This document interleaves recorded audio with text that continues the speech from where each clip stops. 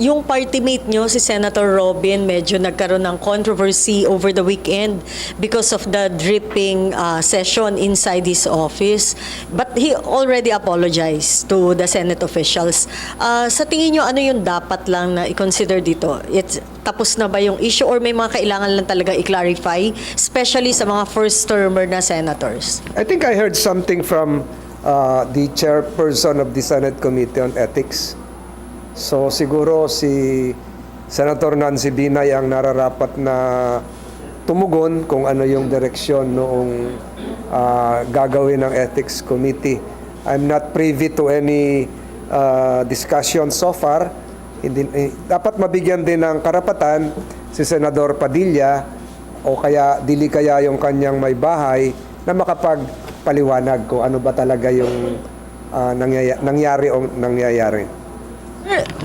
Bilang isang veteran lawyer, ganun ba ka-serious yung isang incident? Kung kayo tatanungin, dapat po ba umabot pa to sa ganung situation na may investigation, possible investigation yung Ethics Committee or a sincere apology is enough? Para sa akin, siguro yung nag-apologize na ba? O hindi ko alam. Kung nag-apologize na pala, siguro di wala nang dapat para sa akin yun wala nang dapat pag-usapan kung humingi na ng paumanhin. Pero yun sir, parang lang manote na yung government premises should be considered anything activity na gagawin. And this should serve as a lesson sa lahat na pag may gagawin sa opisina, make sure na be proud of that. Well said. Pwede ka lang spokesman. Ha?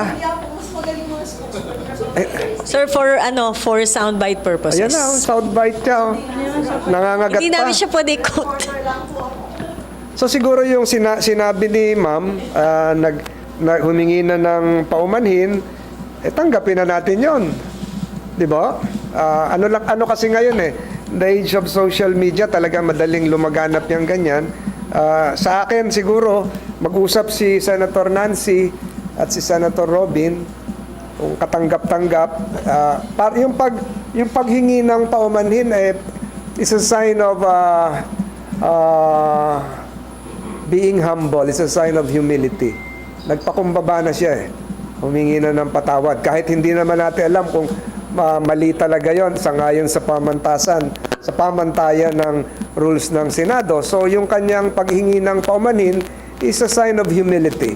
It should be accepted likewise and reciprocated with an acceptance that said act will no longer be committed in the future. Case closed. What's your take on the latest pronouncement ni President Duterte na he is supporting the amendments to economic provisions of the Constitution as long as hindi raw gagalawin